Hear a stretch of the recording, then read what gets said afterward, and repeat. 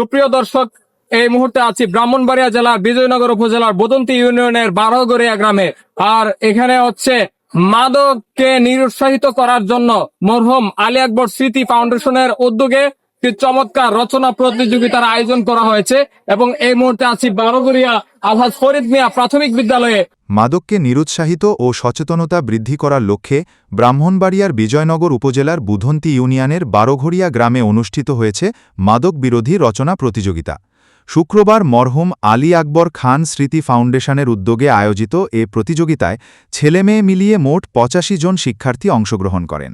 আয়োজকরা জানিয়েছেন, প্রতিযোগিতায় প্রথম পুরস্কার হিসেবে একটি ফ্রিজ, দ্বিতীয় পুরস্কার বাইসাইকেল, তৃতীয় পুরস্কার ব্লেন্ডার মেশিন এবং চতুর্থ পুরস্কার রাইস কুকার প্রদান করা হবে।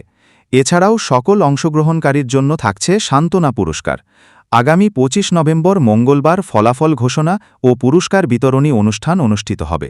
প্রতিযোগিতাটি প্রবাসী মোহাম্মদ নুরুল আমিন খানের সহযোগিতায় এবং মোহাম্মদ আব্দুল কুদ্দুস মাস্টারের পরিচালনায় বারোঘড়িয়া আলহাজ ফরিদ মিয়া প্রাথমিক বিদ্যালয়ে সফলভাবে সমাপ্ত হয়।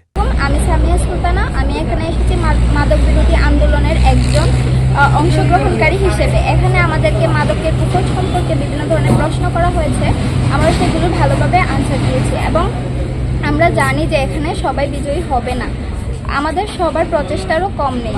যেহেতু যে কোনো 3 জন ফার্স্ট সেকেন্ড থার্ড হবে, সেহেতু আমাদের যে কেউ একজন হতেই পারে, এটা নিয়ে আমাদের মন খারাপের কিছু নাই, কারণ আমরা এটার মাধ্যমে মাদকের কুফল সম্পর্কে জানতে পেরেছি এবং আমাদের আশেপাশে আমাদের পরিবারবর্গের যারা আছেন তাদেরকে আমরা মাদকের থেকে দূরে রাখার চেষ্টা করব, তাদেরকে এসব কুফল সম্পর্কে সচেতন করব।